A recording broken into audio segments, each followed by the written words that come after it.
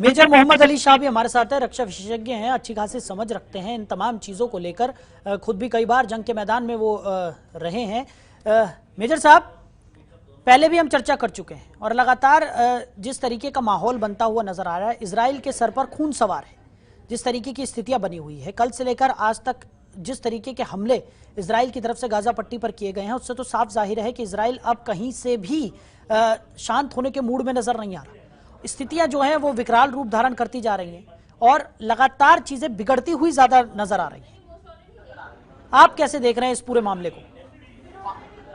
बिल्कुल आपने सही फरमाया। बिल्कुल देखिए, हमास ने ये एक पंख लिया है, मैं ये बोलूंगा, क्योंकि हमास ने इजराइल पे तो अटैक करा ही करा, जो किया उनकी वजह से फिलिस्तीनी जो है वो भी सफर करेंगे उनकी वजह से, और ये भारी पड़ेगा फिलिस्तीनी पे। हमास जो है वो तो सुसाइड आत्मघाती हमला करने ही आए थे। वो आए, उनकी इंटेंशन ये थी कि हम इसके बाद मारे जाएंगे। आप पैराग्लाइडिंग करते हुए उतर के आ रहे हो अलग मुल्क में, बॉर्डर पार करके, आप अपनी जान जोखिम में डाल, जोखिम क्या, आप तो मरने ही आए हो। लेकिन जो फिलिस्तीनी है उनके लिए भारी पड़ने वाली है ये बात। और इजराइल क्या, कोई भी मुल्क हो, वो बर्दाश्त नहीं करेगा। बिल्कुल उनको हर एक किस्म से सवाल होएगा। वो तो बिल्कुल, मतलब इसमें जिस तरीके से बेरहमी से, मैं दहशतगर्दी की भी हद होती है। मतलब मैं दरिंदे वशिष्ठ के कि जिस तरीके से उन्होंने पेश आए हैं, जैसीपन की हदें पार कर ली वाकई में। तो हमास ने जो किया, इसकी दुनिया भर में सख्त निंदा होनी चाहिए, मगर इसको मिक्स ना कर दिया जाए कि ये फिलिस्तीनी की तरफ से है, क्योंकि ये मिलिटेंट ऑर्गेनाइजेशन है, ये बैंड ऑर्गेनाइजेशन है, और फिलिस्तीनी जो है वो इसका खामियाजा भुगतेंगे। तो जी हाँ, अभी बात आती है, इतने लाशों के ढेर लगे हुए होंगे वहां पे, इतने लाशों के ढेर, तबाह हमले, और इसके जिम्मेदार कौन है? दोनों मैं बोलूंगा, मैं ये नहीं बोलूंगा कि हमास ने तो किया, वो तो खैर सही था, इसमें तो कोई दो राय है ही नहीं। बात ऐसी है, ये फिलिस्तीनी और इराक और ये इजराइल का युद्ध बहुत late 19th century, mid 20th century, 1917, आप देखिए 1947 से 49 तक, आप देखिए 1967 का आप बात कर लीजिए, आप 1979 की बात कर लीजिए, आप कितने भी, मतलब, और कितने पैक्ट हुए हैं, कितने मुल्क सामने आए हैं समझौता कराने में, कितने सारे, एक दिवस पैक्ट हुआ, कई सारे पैक्ट हुए, बल्कि मैं नाम ले लूंगा, अनगिनत नाम आएंगे। तो मगर अब तक कोई समझौता हुआ नहीं है, कोई समझौता हुआ नहीं है बिल्कुल भी।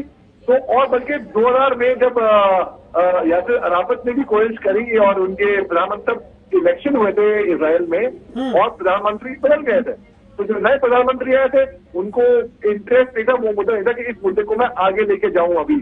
तो ये लटका रहा ये मामला, और बात ऐसी है कि इसमें इंसानियत की, ह्यूमैनिटी की का लॉस होएगा। देखिए, जहां पे एक तरफ रूस और यूक्रेन की जंग से जूझ रही है, वहीं पे ही तनाव काफी है दुनिया में। चीन और ताइवान का तनाव चल रहा है, आप देखिए ईरान और अमेरिका की नहीं बनती है, आप जितने भी आप एग्जाम्पल लगा लीजिए। तो बात ऐसी है कि कई लोगों के जहन में आएगी ये बात, क्या ये विश्व युद्ध की तरफ तब्दील करेगा? मैं और कई विशेषज्ञ होंगे आपको मिलेंगे, वो दावे के साथ कह देंगे हाँ या ना। मैं कहूंगा कि नहीं, इसमें कुछ कहा नहीं जा सकता अभी, क्योंकि आप देखिए इतिहास निकाल के लिखते हैं कि पिछले विश्व युद्ध भी हुए थे, वो छोटी सी चिंगारी से शुरू हुए थे, और किसी ने अंदाजा नहीं लगाया था कि ये विश्व युद्ध की तरफ जाएगा। जब रूस और यूक्रेन का युद्ध शुरू हुआ तब भी लोग अंदाजा लगाते क्या ये विश्व युद्ध की तरफ जाएगा।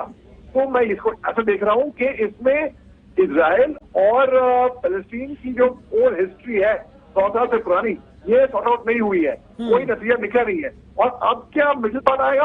अगर मैं सच बात बताऊं, ईमानदारी की बात बताऊं, दिल से बात बताऊं, बिना डिप्लोमेटिक हुए, क्योंकि मैं टीवी बोल रहा हूं, मुझे बड़ा मुश्किल लग रहा है कि कोई मिडिल पार्ट अभी इसमें यहाँ पे निकलेगा, क्योंकि जो 100 साल से नहीं हुआ। हालांकि मैं हमेशा पॉजिटिव थिंकर हूँ, मैं हमेशा अच्छा बोलता हूँ, मैं आशावादी हूँ, उसके बावजूद भी मैं कह रहा हूँ कि बड़ा मुश्किल है। हाँ, क्योंकि स्थितियां इतनी ज्यादा गंभीर यहाँ पर बनी हुई है कि इस वक्त कुछ भी कह पाना मुनासिब भी नहीं होगा, चाहे आदमी कितना भी आशावान क्यों ना हो। मेजर अली, आप सहमत हैं जिस तरीके से झा साहब ने तमाम बातें यहाँ पर रखी है, और जो मैंने पैटर्न का जिक्र किया, क्योंकि ये बहुत बहुत चिंताजनक विषय है। अगर इस तरीके का एक पैटर्न ये डेवलप हो रहा है तो ये तो सभी के लिए चिंता का विषय है, सिर्फ आज इसराइल की बात नहीं है। कल को पता चला, जैसा कि अभी झा साहब ने जिक्र किया, कि भारत के ऊपर भी दो साइड से हमला हो सकता है, कुछ भी हो सकता है। और उस तरीके की स्थिति में क्या कदम उठाए जाएंगे, किस तरीके से इन्हें रोका जाएगा? क्योंकि अगर ये पैटर्न है और ये पैटर्न डेवलप हो रहा है तो ये सभी के लिए मुश्किलें पैदा कर सकता है। जी हाँ, मैं बिल्कुल सहमत हूँ इनके झा साहब ने जो बोला है। और देखिए, हमला जब होता है तो रणनीति स्ट्रेटेजी जो होती है वो कुछ भी हो सकती है, अनप्रेडिक्टेबल। बिल्कुल, एलिमेंट ऑफ सरप्राइज बहुत जरूरी है। जैसे कि मैं बोलूं कि हमास ने इजराइल को बाय सरप्राइज ले लिया। इजराइल को खबर भी नहीं हुई, ना इनके इंटेलिजेंस को, ना उनके बॉर्डर पे, ना जो उनके फौजी, जो उनके बॉर्डर गार्ड तैनात थे, जो उनकी सिक्योरिटी होगी वहां पे, क्योंकि रेव पार्टी भी चल रही थी। अरे कैसे हो सकता है कि रेव पार्टी चल रही हो, बाउंसर तो होंगे और कुछ नहीं तो बिल्कुल कोई तो सिक्योरिटी होगी। और आप देख रहे हैं आसमान से उतरते हुए, ग्लाइडिंग करते हुए आ रहे हैं और वो खट से कैसे होस्टेज ले रहे हैं। तो जब कहीं से भी हमला हो सकता है, जब होना होता है। और अल्टीमेटली क्या है कि मेरे को ताजुब है कि कैसे इजराइल जैसा मुल्क, जो कि मिलिट्री ट्रेनिंग में इतना माहिर है, मिलिट्री ट्रेनिंग कंपल्सरी होती है, टेक्नोलॉजी में इतना माहिर है, कैसे वो डिटेक्ट नहीं कर पाया, कैसे उनकी टैंकें नष्ट हो गई, कैसे आके हमास, क्यों हमास इतना कोई शक्तिशाली तो है नहीं, हाँ इससे हमें से दिखा दिया कि उनके पास ताकतें हैं, भारी ताकतें बाहर की। जैसे कि मैं अंदाजा कर लगाऊं तो कोई सबूत तो है नहीं, मैं अंदाजा लगाऊं तो मैं कहूंगा कि ईरान एक तरीके से, क्योंकि वो भी शिया है, ये भी शिया है, और फिर फंडिंग, कई सारी चीजें होंगी इसमें से। कैसे हमास ने इजराइल जैसे मुल्क पे इतना घातक हमला किया, बाद में तबाह तोड़ इजराइल कर दे, वो अलग, कमर तोड़ दे, वो अलग बात रही। मगर एक वो भ्रम जो था कि इजराइल जो है मिलिट्री टेक्नोलॉजी में बहुत आगे है, वो टूट गया इजराइल से, इससे। तो वो जो भ्रम जो इजराइल के बारे में था कि भाई ये लोग बड़े शक्तिशाली हैं, ये लोग आयरन डोम, इनके कारगर यूएवीज हैं, इनके कुछ नहीं, मतलब ऐसा, अभी वो सब रियलिटी जो है वो सामने आई कि एक भ्रम, एक प्रोपेगेंडा होता है ना, जैसे कि चीन प्रोपेगेंडा करता है कि हम इतने शक्तिशाली हैं, हमारे पास ये है। तो एक तरीके से वो रियलिस्टिक लड़ाई जो है यहाँ सामने को देखने को मिली। मगर जो हमास ने किया वो रियलिस्टिक नहीं हुआ, वो बहुत बड़ा उग्रवाद, आतंकवाद और मानवता, इंसानियत के खिलाफ हमने भी जंग लड़ी है। हमने, हिंदुस्तान ने 1962 में चीन के साथ, 1965 में पाकिस्तान के साथ, 71 में पाकिस्तान के साथ, 99 में, 99 में कारगिल युद्ध, अनकन्वेंशनल युद्ध लड़ा है। हमने 93,000 प्रिजनर ऑफ वॉर लिए थे पाकिस्तान में 71 में। मगर हमने जेनेवा कन्वेंशन के तहत उनके साथ बदसलूकी नहीं करी, उनको वापस लौटाया इज्जत समेत। तो जैसे एक सिपाही के साथ व्यवहार करता है, बिल्कुल वैसा ही 99 में हमने उनके कब्जे हमें मारे पाकिस्तानी अपने ही सरजमीन पे, जो कि पाकिस्तान ने पहचानने से मना कर दिया। हमने उनको इज्जत अफजाई के साथ उनको दफनाया उनको। आप देखिए, ये हमारा, मैं कहूंगा नहीं कि बड़प्पन था, ये हमारा कल्चर है, हमारा कल्चर ही ऐसा है। लेकिन जिस तरीके से सिविलियंस पे, हम सिविलियन पे, हमें हाथ पे हम बाहर नहीं करते।